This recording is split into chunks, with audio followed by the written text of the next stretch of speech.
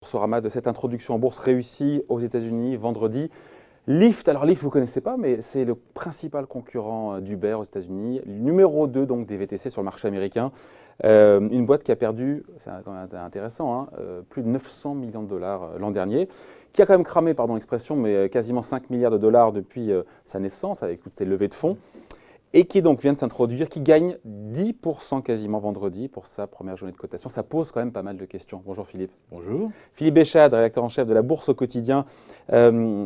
Lyft qui pèse encore une fois plus de 30 milliards de dollars de capitalisation boursière après cette première séance de vendredi, qui est un succès. On se dit quoi, c'est délirant.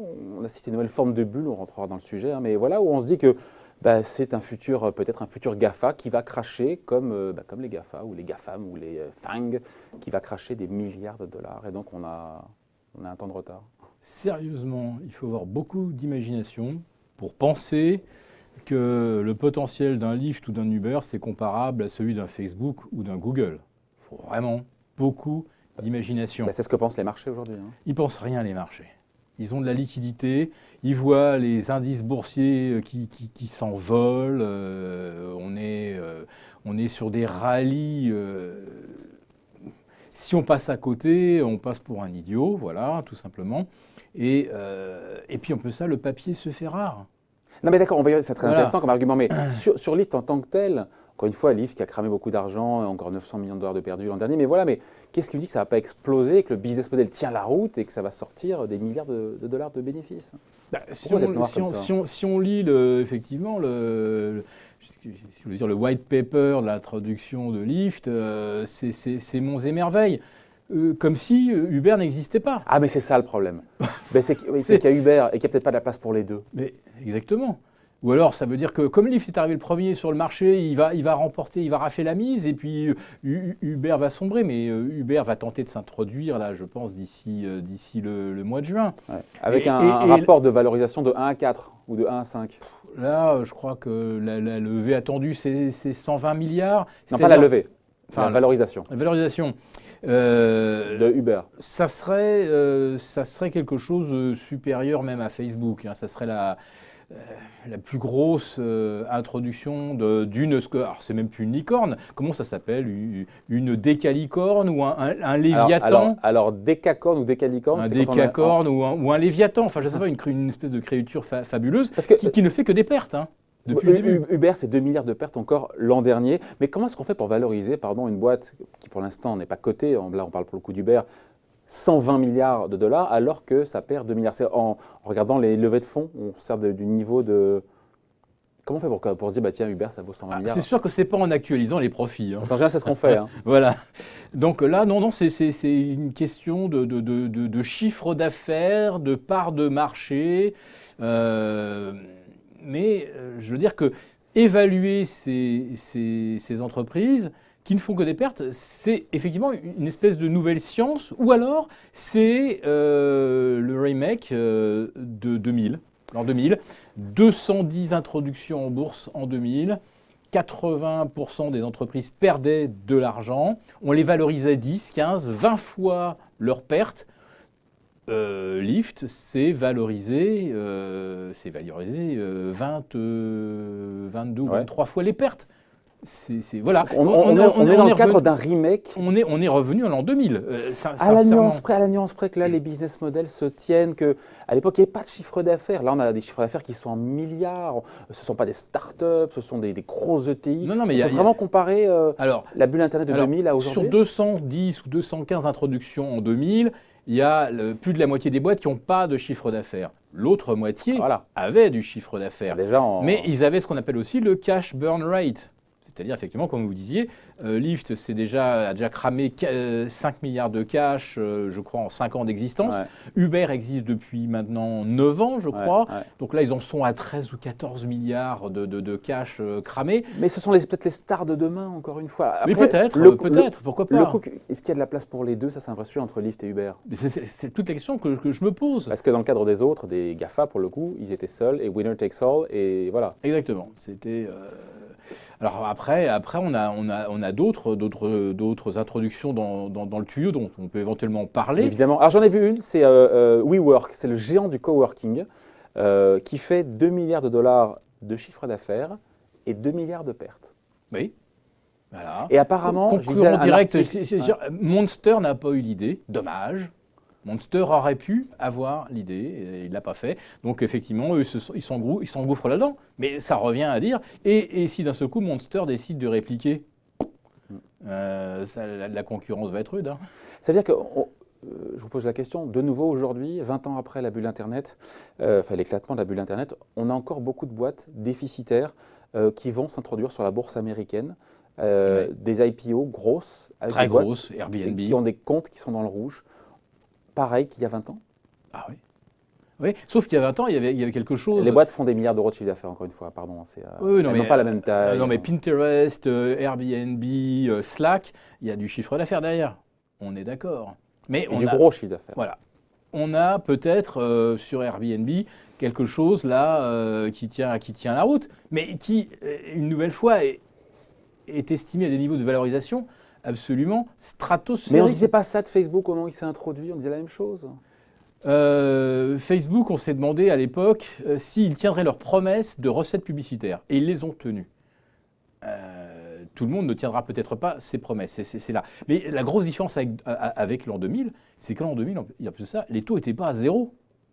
C'est-à-dire qu'à l'époque, l'argent coûtait quelque chose. Et donc, Eh ben, c'est-à-dire que très très vite, avec un coût de l'argent, les mauvais dossiers, ils sont tombés comme des mouches très très vite parce qu'il fallait se refinancer. Et plus on se refinançait, plus l'argent coûtait cher. Parce qu'on avait fait une IPO, mais derrière, il fallait faire encore des levées de fonds.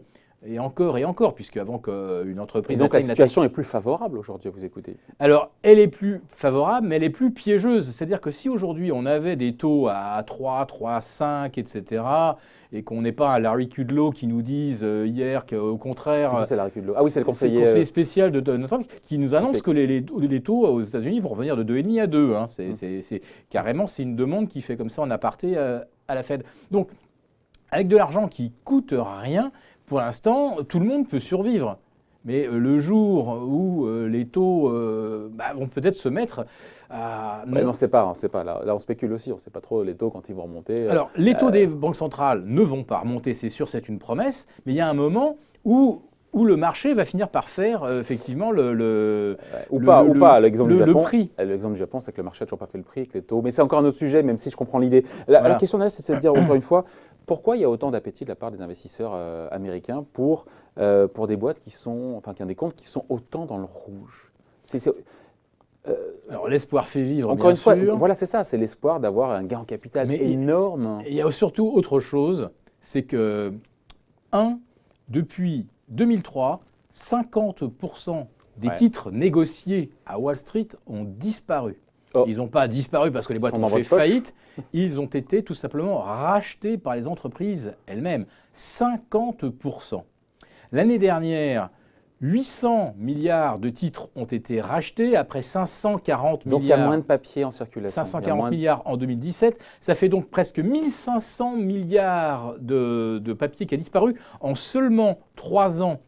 Et malgré le fait que la Fed avait arrêté ses quantitative easing, c'est-à-dire que depuis que M. Trump a fait passer sa taxe réforme, 1500 milliards de papier a disparu. Conséquence. Et en face, on a eu 42 milliards d'introduction en bourse en 2017, 47 milliards en 2018, c'est-à-dire qu'en tout, on n'a même pas 100 milliards d'introduction face à 1500 milliards de papier qui disparaît. Donc vous avez Donc, une raréfaction. C'est la rareté. Là, le papier devient rare. Et en plus de ça, comme les taux ne rapportent rien, comme je le disais, eh bien, La conjonction des deux. à la limite, une entreprise, si elle rapporte rien, finalement, elle rapporte comme les taux d'intérêt qui rapportent rien, mais avec l'espoir que derrière, il y a un miracle ou une concentration. Parce que, après tout, l'histoire, c'est peut-être que Lyft s'introduit, Uber s'introduit derrière, Et puis Uber rachète Lyft. et puis Uber rachète Lyft dans Il 2-3 faudra ans. que la concurrence, parce que les deux en part de marché, à mon avis, aux États-Unis, ce serait un peu colossal. Voilà. Enfin, vous voyez les raisonnements Parce qu'il qu'il n'y y a a pas derrière. beaucoup,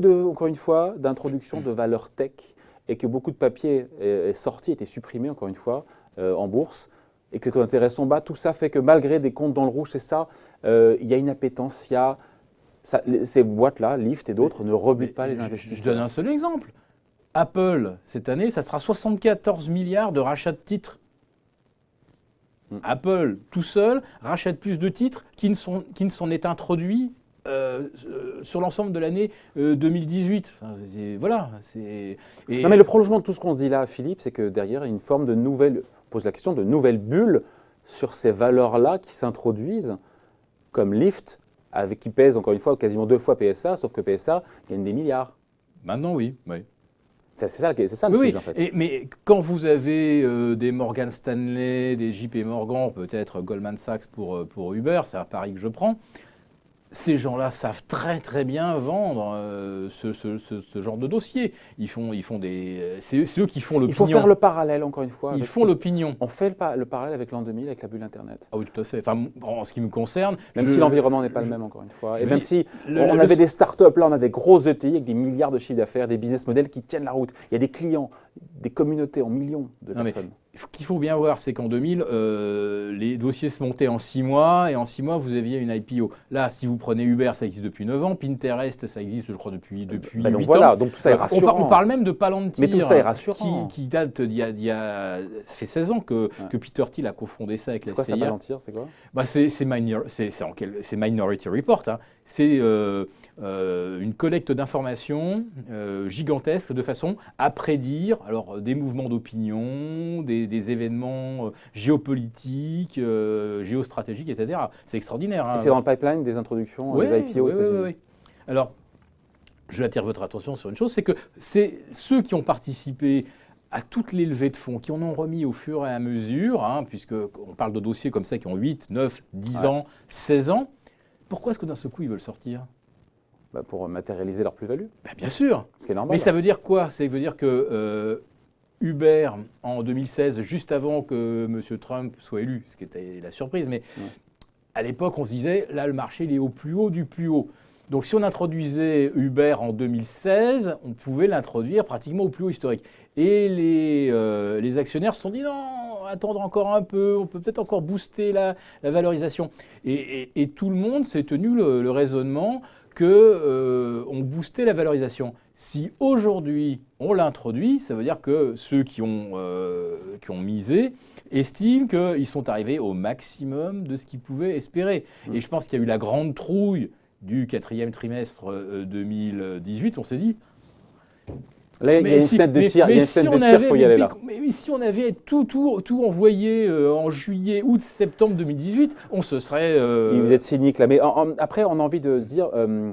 Les déficits, je me mets à la place de quelqu'un qui a mis des billes dans une entreprise. Il y a un moment où je me dis, est-ce que je peux espérer plus ? Et après avoir vu l'automne 2008, il y en a qui ont dû se botter les fesses, s'auto-botter les fesses en disant, mais pourquoi on ne l'a pas fait en août, quoi ? On aurait vendu au plus haut. D'où la fenêtre de tir. Après, encore une fois, on finit là-dessus, Philippe, des boîtes qui sont déficitaires de manière chronique ou durable, ça ne marche pas tout le temps non plus en bourse. Il y a ces exemples de groupe. Snap, a été sanctionné. Twitter, qui n'a été bénéficiaire qu'un seul trimestre dans son histoire. Snap, qui n'a jamais été bénéficiaire. On est entre 20 et 60% plus bas que le cours d'introduction. Ça ne marche pas à tous les coups. Et au bout d'un moment, la sanction, elle viendra. Ça va même plus loin que ça. Il y a plus de 50% des boîtes introduites où on perd de l'argent, voire beaucoup d'argent. 80% de sa mise. Hein. Depuis quand ? Et ça a été...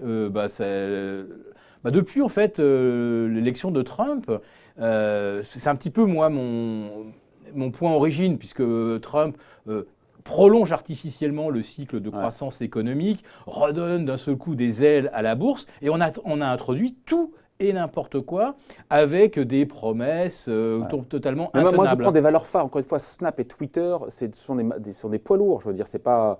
et même ces valeurs-là, encore une fois, Snap, 60% plus bas que son cours d'introduction, 20% plus bas pour Twitter. Oui. Et Twitter, donc la sanction, elle arrivera un jour ou l'autre. Twitter refuse simplement d'engranger toutes les recettes publicitaires qu'il pourrait engranger. Twitter pourrait devenir très vite profitable. Et alors, pourquoi ? Mais ils ne le font pas. C'est-à-dire parce que pour l'instant, ils continuent de s'accrocher au modèle d'une plateforme d'échange qui n'est pas pourrie de pub, quoiqu'on commence à avoir de plus en plus de contenu sponsorisé sur Twitter. Donc, Twitter peut devenir vite profitable. Au détriment de sa croissance. Oui. C'est ça le sujet. Mais Snap, je ne sais pas comment on le rend rentable. En tout cas, manifestement, on n'a pas trouvé. Ouais. Voilà, on voulait vous parler donc, tout ça, le point de départ c'était dans l'actualité, Lyft, inconnu en France, mais numéro 2 des VTC sur le marché américain, qui s'est introduit avec succès, encore une fois, plus 10%, introduction dans la fourchette haute, quasiment plus 10, hein, c'est ça vendredi. C'était 65-68 d'origine, et puis Ouais. ça a été 70-72, et ça a été 72. Voilà. Et puis ça a été derrière, on a fait jusqu'à 88. Ouais, et c'est retombé à quasiment $80. Enfin bon. Quasiment 30 milliards de capi pour cette boîte qui a encore perdu l'an dernier 911, on est précis, millions de dollars. Merci pour ce point de vue, signé Philippe Béchat, rédacteur en chef de la Bourse au quotidien. Merci.